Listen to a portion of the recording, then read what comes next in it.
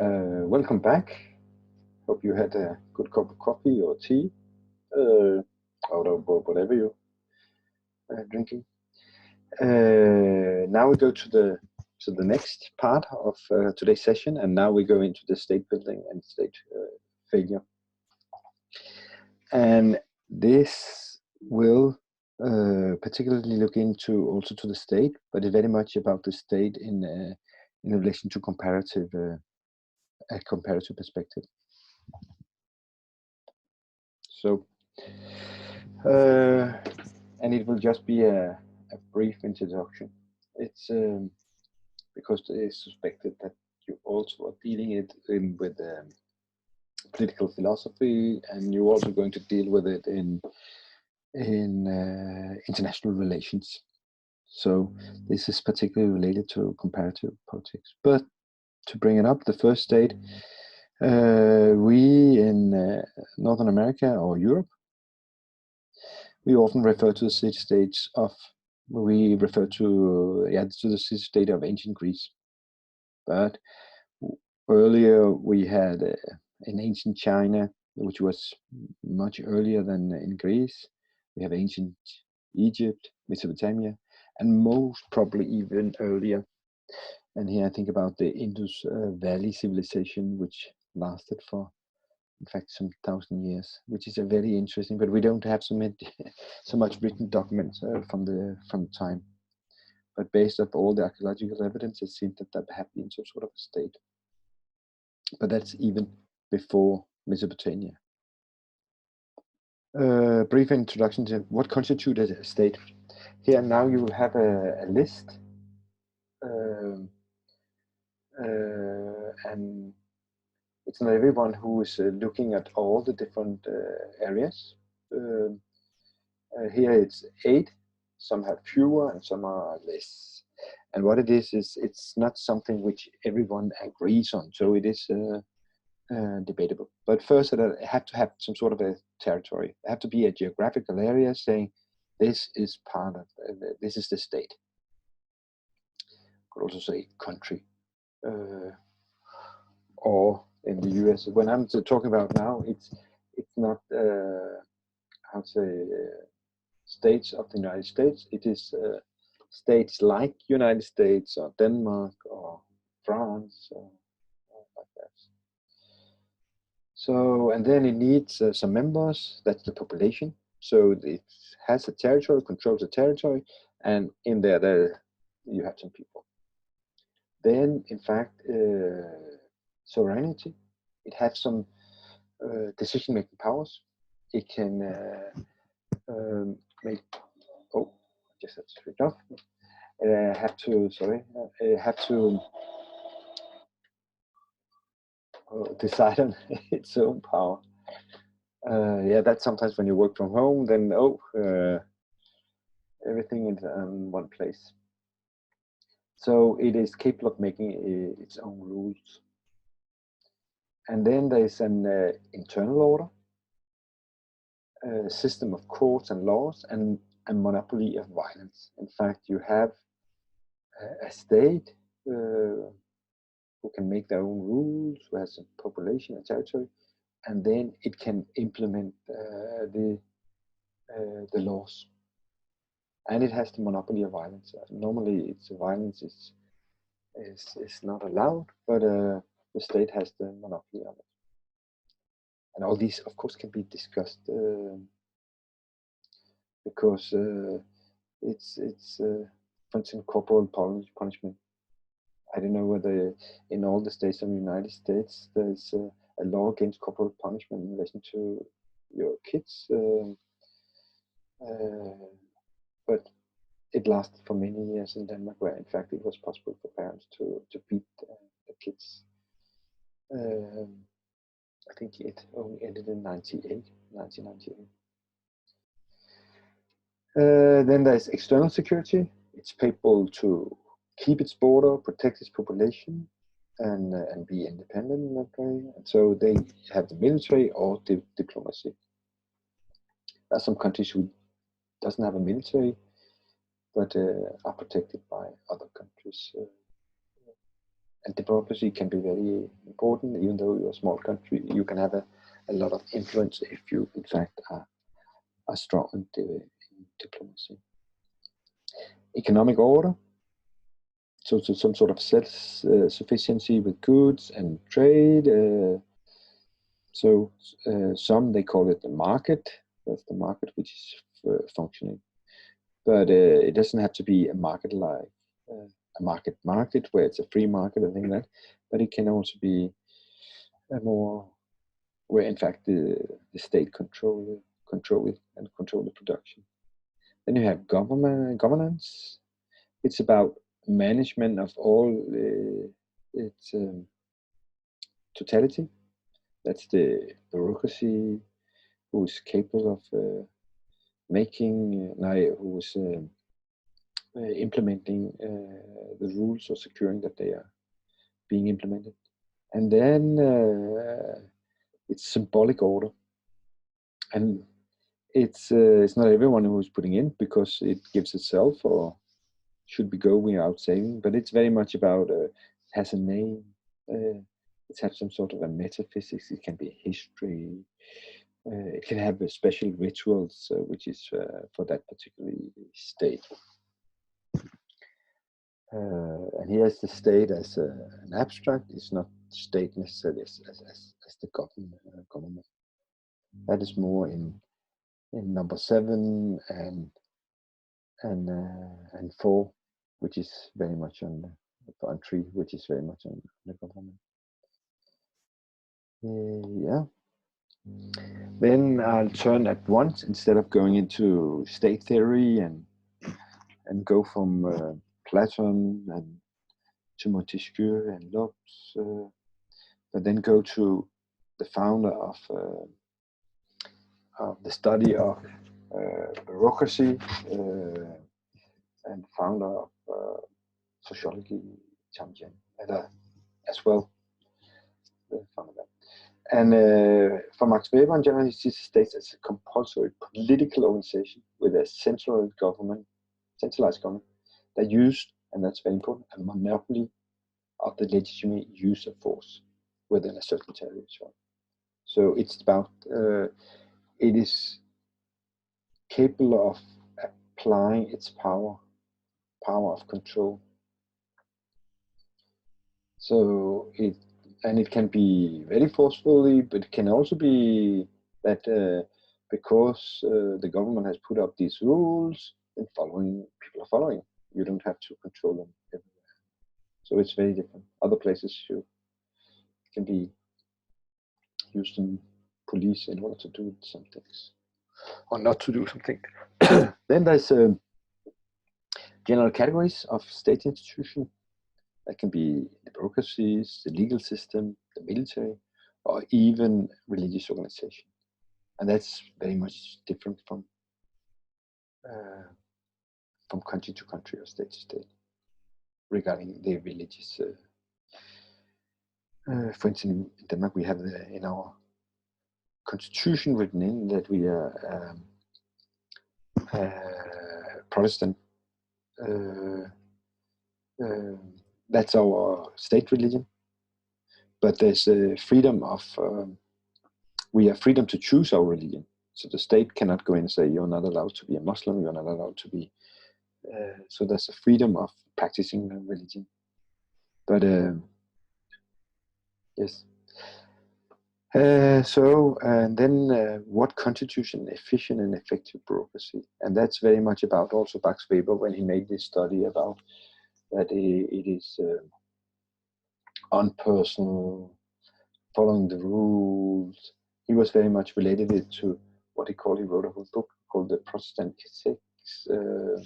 So it was very much related also to development of capitalism and have a strong and efficient bureaucracy who could, as a machine, implement the policies of the rulers, and later on, how to say, when it becomes democracies of the governments. So that was very much later on. Now I've been studying a lot of East Asia also. Then instead of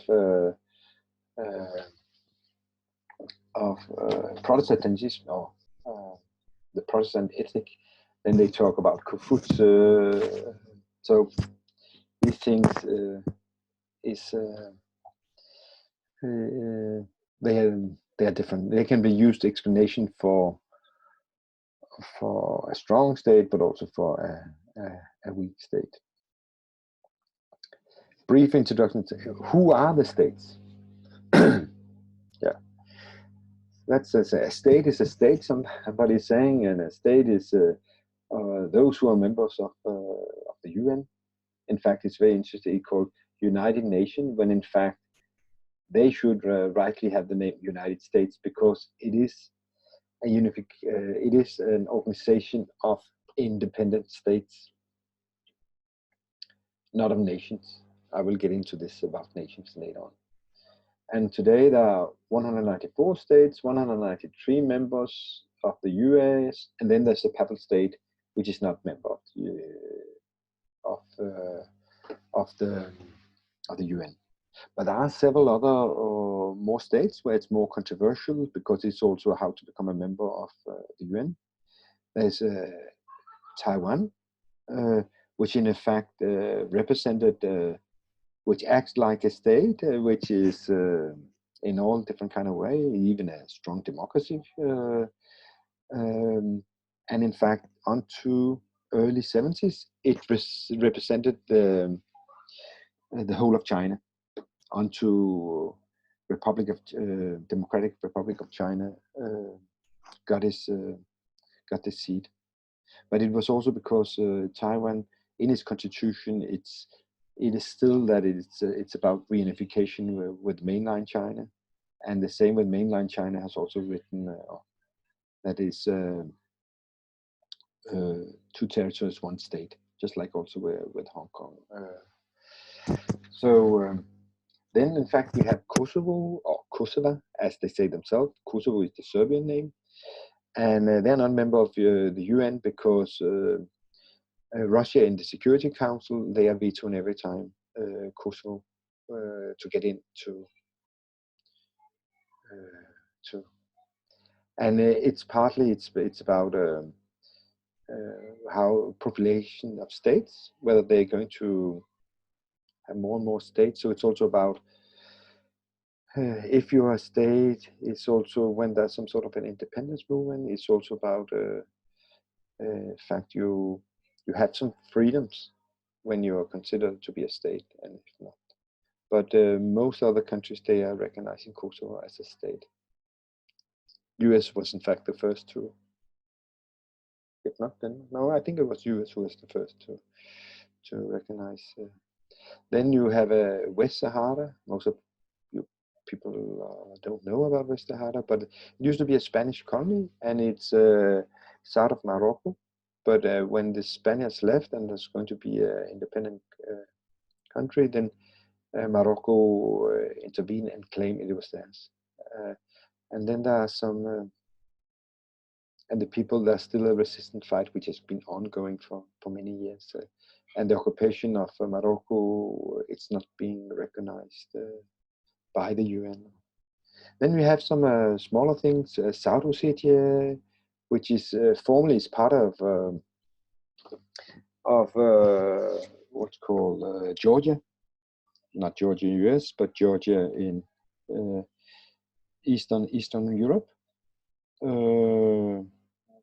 And then and that was separatist movement who now and they are very much supported by Russia, who intervened when they tried to secede, and Georgia government came in with the military. Then there's Transnistria, which is in Moldova, which also is the only country which is recognized is Russia.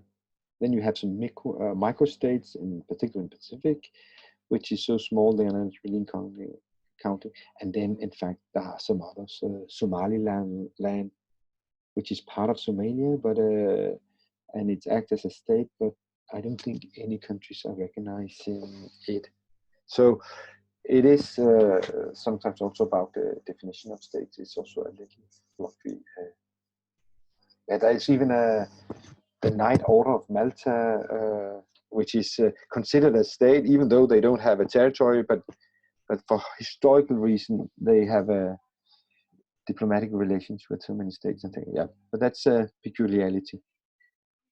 But that's very much when you're into these things, you have some, this is the general thing, and then you have some exception, which can be sometimes very fun to look into. Then the state in our time, then I'll make a very brief, first in the title, or we talk about the nation state. And here it is about a nation refers to a cultural, political community of people. A large body of people united by common descent, history, culture, and language, inhabited in a particular country or territory. So, and a nation state refers to a situation where a single ethnicity is associated with a specific state. This is a very traditional description of it. It's some sort of an ideal, and it's something which evolved out of the modern state building, particularly in the 1850s. It came, we had all these wars in Europe, and we have all these multinational states. Then it become that the nation, and looking back on the history of the nation, of the people.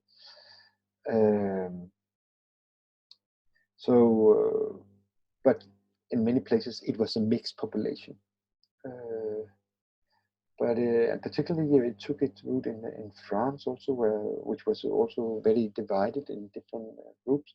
And then they got this very strong central government that was, in fact, during after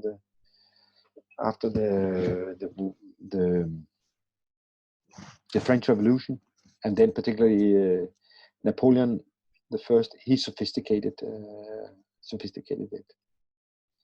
it. So everyone was made French in a way. Even though there was Breton from the north of France, there was I can't recall all the different groups in France. And the same in Spain, and but there are, in fact, today very few of these, how to say, nation states. There's a state like Iceland, which is very homogeneous. Until recently, we could also say Denmark was a very homogeneous country, because 99.5% or more was in fact Danish, spoke Danish, or they could speak dialects, but they spoke Danish, and related to the same history, and then we had a tiny German minority in the southern part of Denmark. This is, in fact, while most countries they are mixed, and there's been a lot of wars in relation to this about the minorities, and there's still some countries who are claiming, for instance, in Romania there's a big Hungarian minority, and then in fact Hungary is still claiming that part, but they lost it partly because in the Second World War, where Hungary was very close to Hitler's Germany. So when the big powers, they made the borders around Eastern Europe at that time, or it was Soviet Union made the borders, they pushed the borders towards the west. So there's a lot of different minorities, and in many of them. And then, in fact, to understand these things is also about ethnicity and nation. That was recently, it was Benedict Anderson, that was in the late 90s, he wrote his book about imagined communities. So when we talk about nations or groups, it's very much about imagining. It's something we make in our heads, and it makes very well reason for not only us personally, but for the group that we feel that we belong to. Because otherwise one was trying to, in normative way, say, oh, a nation is one who are having the same history, they have the same ethnicity, speak the same language, and the same traditions. And then, in fact, and this is in fact not the case. And then you have some of the new countries, like, for instance, the United States, where people, they came from all over the world, or have come out from all over the world, and still it can be a nation because people feel that they are American. How to say, they have been molding in to become American in the self understanding. So it is not something which is it's not something you say, oh, you can objectively see it's like this and this and this. And then, having said that, then I mean, in the United States you have all these different kind of groups and religions which shape different communities, and I will not say ethnicities, but communities. And despite this, people can feel, and they can be very different, and even also with religion, it can be extremely different. But people feel still that they are American or U.S. citizens. So the state in general, when we talk about it, is not necessarily a nation state that we are talking about. This is not the general picture of the world, and it's not that. In fact, part the nation or the ethnicity or the cultural part we are going to look so much at.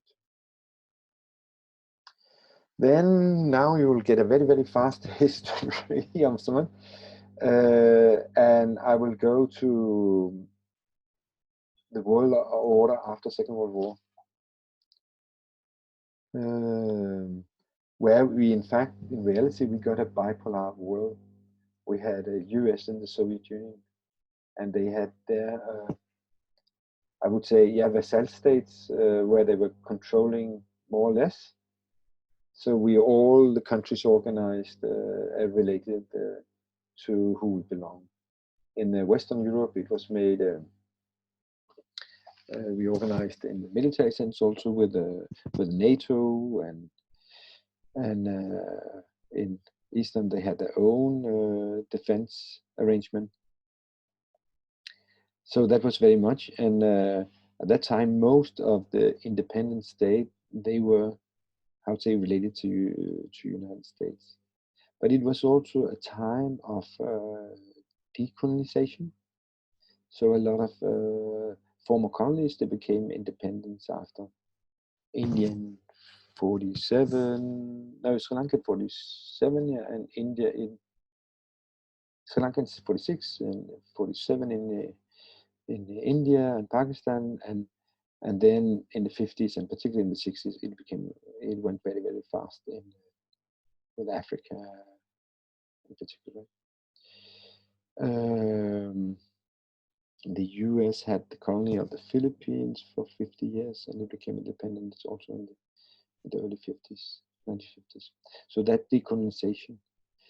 And it was very much about they were going to, the new colonies, they were going to be independent, decide themselves, they're going to produce. But in some of these former colonies, there was a competition between the US, the Soviet Union, to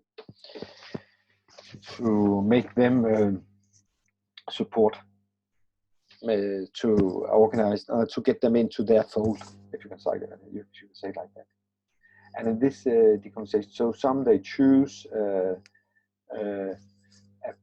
path of free market. It was claimed also democracy. That was not always the case, but often it was the case. And then the other one, it was about state, very much about state control or introduction of socialism and communism, and so that is in fact what happened in the 50s and the 60s. And at that time, to put up the globalists also, the state, most places, was involved in production, and it was also about import substitution, so you protect some areas which you found was very important. It was important, for instance, to have a control of the food production, military production, and things like that. So or other kinds of production. Telecom was that. So the state was very much involved, and that's not only in developing countries, but in fact, it was also the case in the United States, where the state was very much involved in strategic industries. And it was also in Europe, particularly in France, the state was very involved. In Denmark, we have never really have a tradition of big state involvement in production. And it was very much about the state, and it was in everywhere. It was the development of the welfare state, and a lot of things have happened since 45. But I'm just saying, I'm born in 1960. In 1960, 40% of the Danish population who worked, they worked with farming. But after the Second World War, the US provided what's called the Marshall Assistance. So most of Western Europe, they got funds from the Marshall Assistance in order, and then we bought a lot of tractors from the United States. For this money, we got a lot of different things. But at the same time, in Western Europe, it was also, we had a strong labor movement. So it was also the welfare state where the state grew and the state function also grew. We became richer, we could provide more. In Denmark, we worked more because in the late 60s, women came into the labor market, and they and a big proportion of women came in. So we have, in fact, in relation to that, a very, very high productivity in Denmark. So that was it. It's all about. But then in the early 70s, what happened was, if we look in developing countries, it was about when the independence didn't mean that now the situation was going to improve. In fact, for most countries, it didn't. It just became worse. And it's not only because of mismanagement of countries. It was also about foreign influence in this Cold War, which has started, where if some leaders of the state was too independent, they could be toppled. That happened in Zaire when at that time it was named Congo, and it's called Congo again, the Democratic Republic of Congo, where they had a prime minister, in fact, who was assassinated by foreign powers. The United States was involved in that also, and Belgium was also involved in this. So that was one of the things that to maneuver in this bipolar world. But another thing was also about most of these countries, they didn't have any production or factory. They were producing primary goods. So they were producing rubber, they were producing agricultural produce, cacao or coffee. And then for all these produce, the money or the cost was going down. And then at the same time, when they were going to buy products, it was more expensive. It was value-added product from the north. So they get less and less money in order to, in fact, to fund the development of the welfare states. But there was some a country like Sri Lanka, which had a high level of welfare state without having. You could have a good welfare state without having economic development. So it was possible, but and then some countries, they went into about production, import substitution, protection the economy. That was very much like India. It was a liberal democracy, but at the same time they were very nationalist. So they closed the borders. So they supported the development of their own industry, and in fact that lasted until 1993. And then you had some of the communist countries where it was the state which was involving. And if you go to China and Mao's China, then they really did some tests. Some of them were very crucial, the big step forward, but they closed themselves completely to the outside world, also for protection. And after there had been, for 100 years, there had been a lot of foreign involvement and meddling in Chinese politics, so it became different. But as I said, the step forward in the 50s, it was really a step backward, costing I don't know how many millions of lives. Then with the state involved in production and development of welfare state, then there was a counter movement coming up, and particularly in the United States, whereas the state was, in fact, in the United States, where there always had been the discussion about what should be the role of the central government, and what should be the role of the states, and even many people also questioning the role, the power of the state, and then the central state. So that was always this friction in the state. But then it was very much about rolling back the state. The state was too much involved in anything. So it was about liberalized economy. One of the articles we read about, you read it, relate to, that's Fukuyama. He relates to Friedman, which became perhaps the most central person or theorist reflecting to this development. They were also called monetarist, or the Chicago School, and it was about privatize, privatize, privatize. Everything should be privatized because the private sector, the market, will secure everything, will make everything, because it's a need, then the market will help. If it's the market was solution to everything. So it was liberalized the economy. So a lot of in the United States and in France, where the government has been heavily involved in some of the economy, then it was so loud, and particularly it also it was labeled as neoliberalism, and particularly during the time of Reagan and Margaret Thatcher in the United Kingdom, then it really went very fast. And of course, there was a lot of things that with some of the state that it was, particularly in the United States, where, and it's again Fukuyama when he referred to, when he referred to actions of the states or efficiency of the state, then it's not seen as a positive thing. That's in fact, it used to be like that also in Denmark, but that's not the case anymore. So it also gave some meaning how to shake up a little bit the system. But it was also interesting that, for instance, during the time of Reagan, then it was also a lot of tax cuts.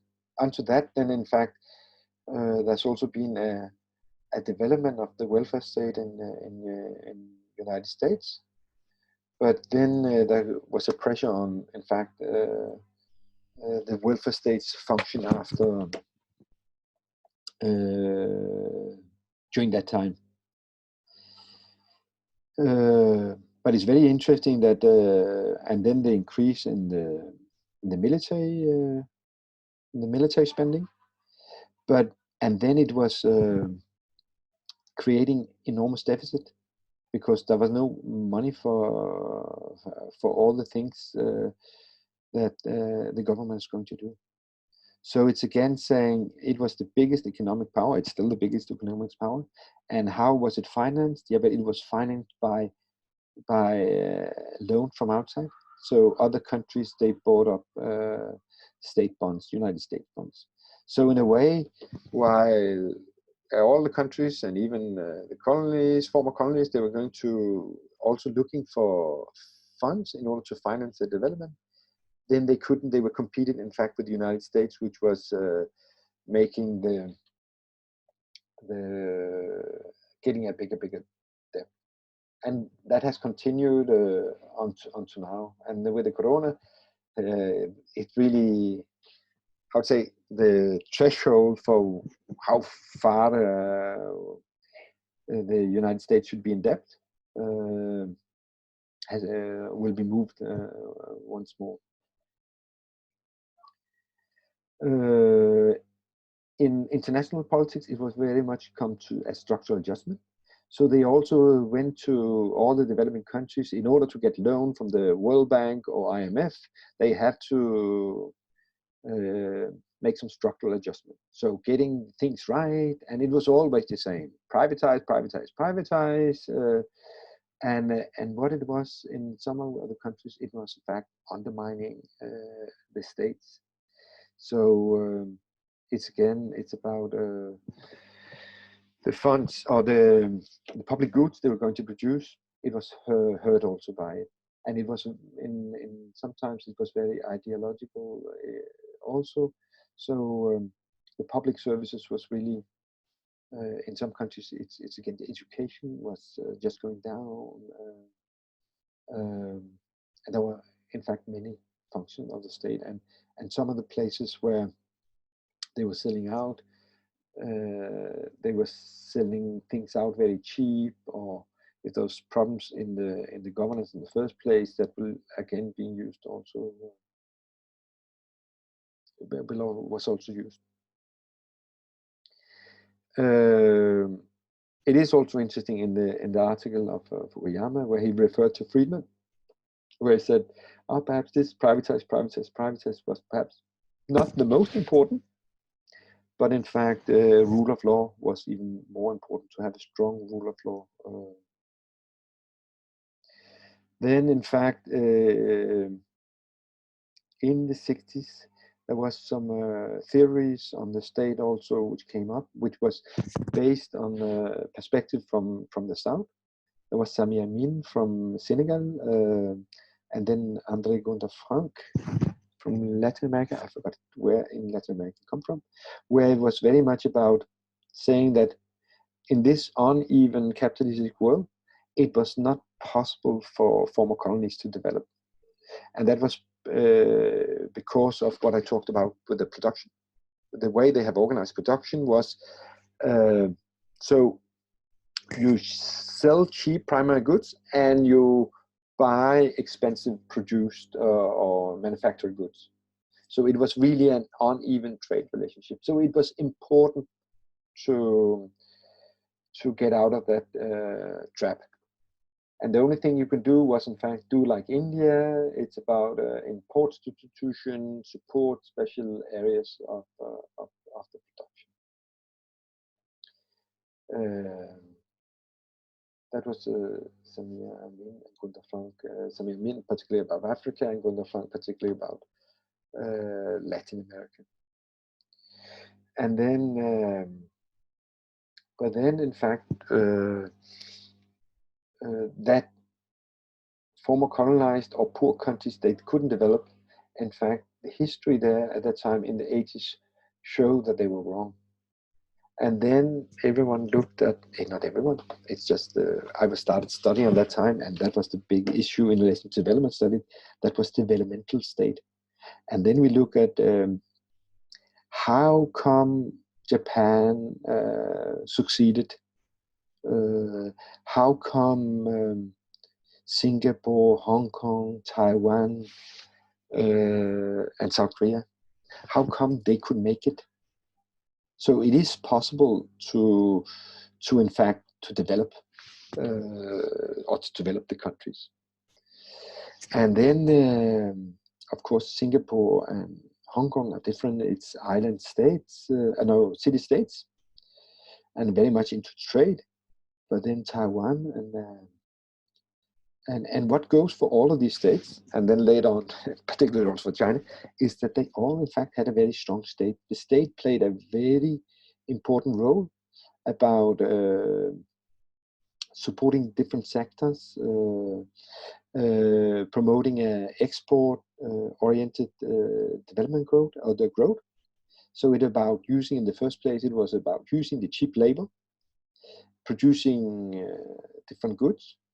In the 60s in Japan, for instance, it was you could buy products in the United States and in Denmark where you said made in USA, USA. but made in USA. And then USA, that was a small city outside Tokyo. So they produce cheap goods in order to sell, and then they use what they earn in order to put money into strategic industries. First it was shipyards, then they were outcompeted later by South Korea, and in the shipyard or the heavy metal industries. So the state played a very important role. They also had a very authoritarian role, governments, even though in Japan they claim it's democratic, but it's still very, it's more or less the same party who have been in power since they got so-called democracy. But they have changed, so there's a lot of, but it showed that in fact poor countries could develop. But the state was in fact very important. It was not a way taking the state, because then suddenly the country didn't have any central power, in fact, who could negotiate its way in the global capitalist world. And China, who came afterwards, they have done the same. It's about cheap production and then going up to value chain in the value chain. So Japan, we know all the things that all the smart things they can do, and they can produce them very and cheap also. And that's the way that China is doing the same. Then one could also say, at that time when I was studying in the early 80s, then in fact Confucius and all was seen as hindering development. Now it's an explanation to why that they really follow the rule. They are so strict and they do all the things which they are supposed to do, and they have a very high work ethic. So yes, that was the development understanding. And then in fact, when one could see about what all this liberalization happened, and it wasn't because what happened in many developing countries was the undermining of the state. And it became, in fact, worse after '89, because before ending of the Cold War, now I put it as '89, then in fact some of the countries, they can maneuver in relation to the US bloc or the Soviet Union bloc. But that was over the time, and it was also more or less at that time that Fukuyama, he made his famous book, The End of History, because it was liberalist at one other time. So but then because it's saying, okay, now all these young economists from the World Bank and IMF, they have been saying the same thing because the theory said that, and then they found out that there's something missing and it doesn't, it just go in the bad direction, and we saw countries imploding, civil wars, and all these things. So that was so then I was saying, oh yeah, but in fact it is important to have a strong state. It doesn't have to be a big state, but it has to be at least a strong state. So when Friedman later said about the rule of law, then it's also about state and state capacity. It's about having the state capacity in order to secure the rule of law, and also to have proper government who can provide the necessary service to different states. In the development states in East Asia, it was very much also, there was a strong nationalism in all the countries that I have mentioned. So it's also about, and they have all in the histories that all of the countries that in fact they were closed for 300 years, from 1860s to 1850s in Japan, and some days earlier. And when they opened, or were forcefully opened, then they were exploited by the US, by France, by United Kingdom. Even you may have heard about the Opium War. It's about they wanted to. That was in the 1860s. They would like to have the UK was forcing China to open for sale of opium. So it was really, and opium was enormous problem or social problem in China. So so it is about, it has to develop, and they didn't want to be occupied or so much decided upon by foreign powers. So therefore they have a very, very strong nationalism, and that's also, and one could say nationalism in the positive sense. Nationalism can, of course, also be in the negative sense, where it's about discrimination. So it came in the early 80s, bringing back the state. And but while this view on bringing back the state was very strong, then in fact the World Bank and IMF was still going on with this liberalized, privatized, and things like that. So for some of the, it was only, I'll say after 2000, around 2000, then they changed the policies in relation to the state. In Denmark, in a country like Denmark, where we didn't have so much privatized, it was really some small things that they privatized. But it also had some things about how could we make the state more effective. But in the zeros we had with we had a right-wing government, and it was also about a little privatization of the. So we got some private hospitals, but it was very much about the services was funded particularly by the government. So it was having the private sector to where it makes sense. There were some things where it was made more sense to have a private, where the public hospitals were not so good. But it was very fast seen. It was important that it didn't undermine the private or the public health system. And it was also about cost, because it was still the government who was paying for the cost. And as some of you may know, it's US is one of the countries in the world paying most of its GNP to the health sector. And then, in fact, you have all these people who are not covered at all. But we'll talk about that later. So, and with bringing back the state, you come and talk about good governance, capacity development, rule of law, human rights became part of that in order to rule of law. And that is in the late 90s and this part of the century also. Then we have some concepts which come up. One thing is about Fukuyama. He mentioned about predatory states.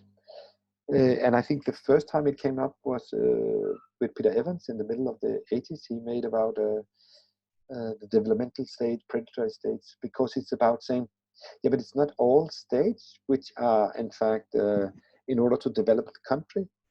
For some states, it's just about, you can have about the Philippines. You have Marcos in the 80s and his cronies, late 70s and 80s. And he was a dictator, and it was all just about him and his families and his cronies.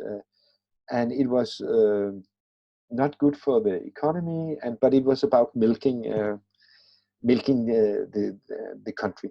And what happened, most of these Marcos family, but particularly the cronies, they took the money and they invested them abroad.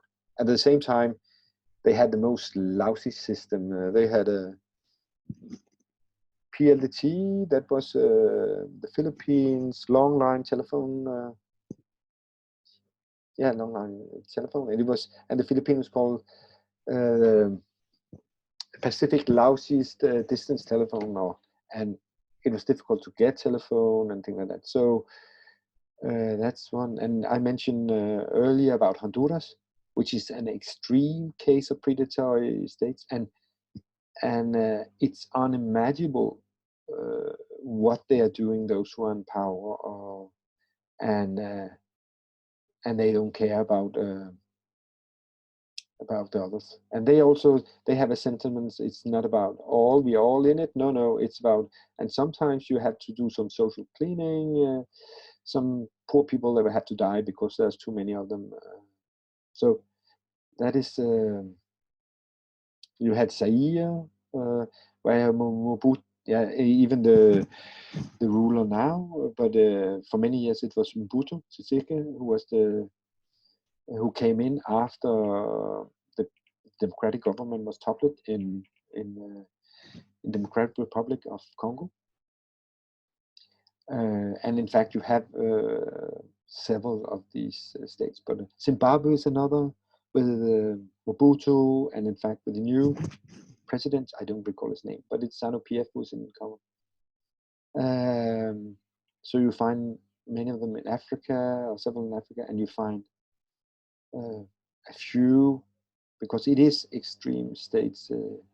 Could be Cambodia, it's another issues.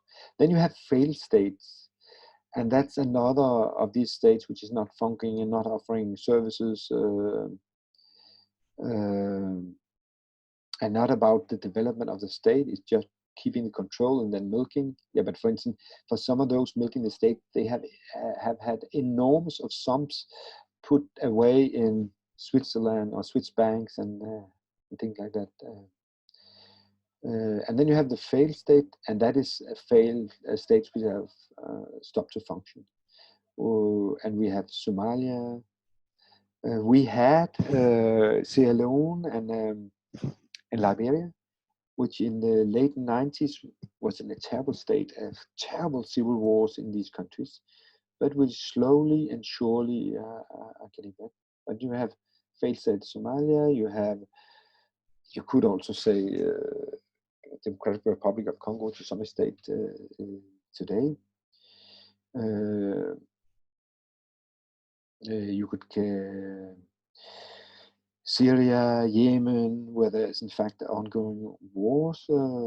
Iraq, perhaps it's on the brink of it now. Afghanistan, also with the US retracting its troops from Afghanistan, is on the verge of being failed states. Then another one I would, I think it's important also because now you're dealing with Denmark also. It's about the competition state. It's very much about when we talk about state, you also sometimes we talk about the contract with the state. The state secure me safety. The state secure different things, and then in the welfare state of countries like the Scandinavian countries, including Denmark, it's there the contract is very wide. So, for instance, if you talk about the welfare state in Denmark, then I think about it's like everyone, quite a lot, they would like to have lower taxes, but they will also have better services from the government in relation to the welfare state. And while we have made the state much more efficient, but still a lot of the funds which is going to the government sector. But even though you cannot always compare, because it's again in the United States, if you're into health, then quite a lot go to the private sector, but in Denmark, most of it is public. So you would have to pay it anywhere. And then, in fact, we have liberalized, and in fact, in much of EU, we have liberalized a lot. So some has become extremely cheap and efficient. So, for instance, if you compare to the United States, internet is extremely cheap in Denmark and most places of Europe. Telephone, or mobile telephone to phone, is extremely cheap also because of a lot of competition. And in fact, I can travel to Spain, and it will not cost me more than if I phone from Denmark. So some of the things, electricity has become extremely cheap also, or relatively cheap. So they have liberalized. But then it's about the competition state, it's about the contract. Here in Denmark, we have the state and the welfare state. Everyone wants the welfare state, even though if you are right wing, then it's the welfare state is we value all of us the welfare state, even though it's not perfect. We know about that. And then it's about, but it's important to pay for the welfare state. We need to have a strong economy. So seemingly there's some sort of a contract between the state and the employers, a social contract, and the employees about how to secure that the Denmark and the Danish economy is competitive with the rest of the world. That means we can export our goods or services and earn a lot of money from, and then to pay for the welfare state. So it's again, we are,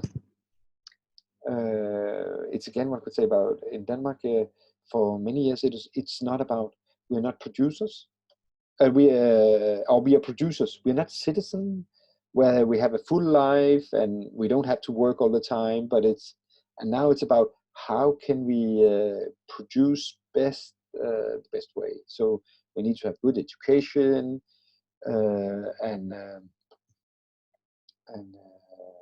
yeah, need to have good education. People need to have a good life. So the state is involving in many different ways. If you come to Denmark, then you will be, particularly if you come from the United States, you will be astonished by seeing all the US people who are coming and saying, oh, you hardly have any people with overweight. So diabetes is very low, even though we have one of the biggest company in diabetes production and development, that is Novo. That's why we do it, and then we have negotiation between these three sectors in order to how can everything run smoothly. So that is the competition state, and that is whether you have been right-wing or left-wing government. That has been a very important thing. Now there are some discussions saying, oh, how do we get the good life? Even though Denmark on the ranks have been the happiest country for many years. Now Finland has taken over for some years. We still want to be more happy, or I don't know, and life can be more than just how many cars do we need? How many is about consumption and production? So that's about the competition state. The next, which is up to you, is there's an assignment of today. It's again, if you have any questions, write me. But here's some assignments related to the two articles that you were given in order to read today. It's two very important or interesting articles to read. And it's Rothberg and Fukuyama. The questions are very much, they are open-ended. So it's not about this is a clear answer. So sometimes it can be, it's also about interpretation of the articles. Some things are very clear, but other things are more of a discussions. And as the articles are a little bit old, you're welcome to supplement with more up-to-date knowledge if you want.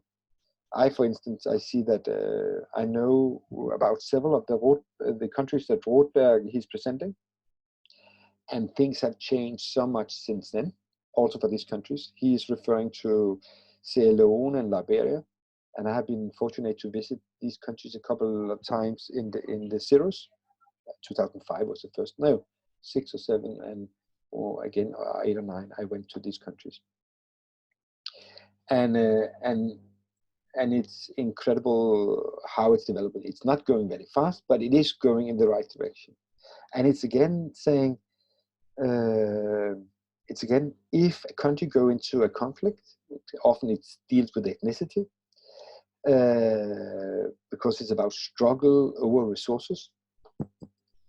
And when I'm saying this is not because I believe, it's in fact based on big data. So that is in fact, and then the World Bank made some annual report a couple of years ago, where they talked very much about conflict and how to solve conflict, how many years it takes for a country to get out of the conflict or the conflict mood. And in fact, it takes a long time, at least 20 years, they say, in order to, so sometimes it's about patience, it's about, oh, the war is over, the civil war is over, next day, everything is okay. That's also why it's so important to avoid countries falling into this civil wars and or environment of violence. And I also know about, Sudan has changed a lot since then also. And then I will mention Zimbabwe again. The first time I was in Zimbabwe was in 2001, which was completely different time. And I recall, and I work with human rights, saying, it cannot get worse. And then things just get worse and worse and worse and worse. Now when people say, it's terrible in Zimbabwe, then I have people saying, in fact, it's better now than it was 4 or 5 years ago. So it's about perspective, but it doesn't look good in Zimbabwe. Zimbabwe today.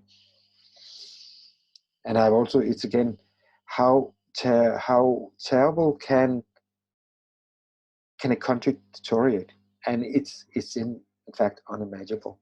I've also been in Gaza, where things also, since I went there the first time, it's just getting worse and worse and worse. It's unimaginable how we can treat other people.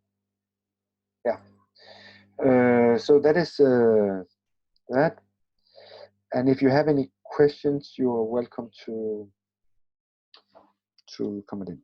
But it will, I'm putting it up as a quiz.